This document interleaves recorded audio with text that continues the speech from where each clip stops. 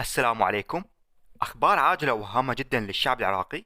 وبهذا الفيديو أخبار عاجلة عن انتشار سرايا السلام أو سرايا السلام التابعة إلى التيار الصدري أو مقتدى الصدر. قبل ما تكون التفاصيل اشتركوا بقناتي وانطوا لايك وفعلوا جرس الإشعارات. طبعا أحط لكم الصور مال سرايا السلام وهاي السوالف والانتشار اللي صار عند المطعم التركي ويا المتظاهرين. طبعا هذول الصور ويا المتظاهرين كانوا. خليني اقول لكم شنو السالفه. هاي السالفه شنو هو؟ من صارت التظاهرات هذول سرايا السلام انتشروا فوق المطعم التركي، وانتشروا ويا المتظاهرين او بعض من المتظاهرين، ونشروا صورة شالوا صور مقتدى الصدر وشالوا صورة أبو مقتدى الصدر، وقاموا يرددون مثلا أشياء صدرية أو أغاني صدرية مالتهم.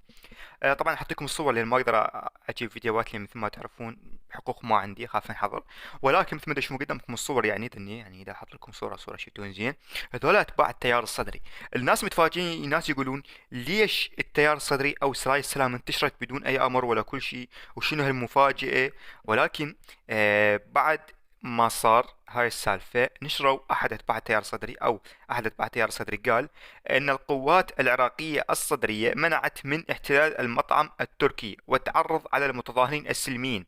قصده أنه هناك ميليشيات مسلحة حاولت الاستيلاء على المطعم التركي وقنص المتظاهرين الرافضين للتدخل الأمريكي والإيراني وقانون سانت ليغو سيء الصيت.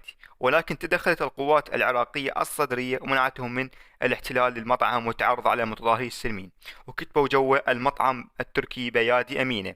ما حد يعرف ايش يصير حاليا، ولكن أعيد وأكرر انتشار سرايا السلام داخل المطعم التركي، وحاليا المطعم التركي تحت سيطرتهم بشكل كامل. ما يعني هسه هم انسحبوا ولا ما حد يعرف، ولكن المتظاهرين انسحبوا على هسه ما حد يعرف. ولكن أعيد وأكرر إنه هاي الانتشار مو عادي، يعني لازم أكو مثل مقتدى الصدر قال لهم انتشروا عادي، يعني من جوا لجوا قال لهم يلا انتشروا عادي صاروا ويا المتظاهرين.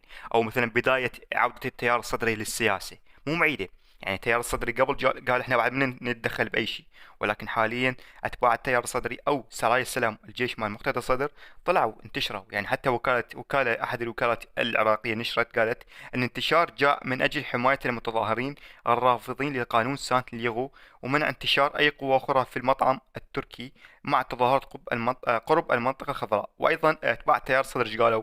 خاوى المطعم ما ننطيه. قصدهم المطعم التركي كاتبين خاوى المطعم ما ننطيه. وقدامكم هاي الصورة الثانية اللي شوف صورة، أنا حطيت لكم الصورة ولكن هاي الصورة الثانية حاليا هم منتشرين.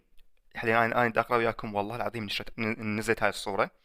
يعني ما يعني تفاجأت أنا همين هاي الصورة نزلت حاليا مباشرة من المطعم التركي.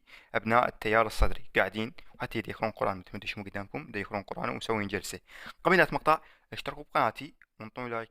السلام عليكم.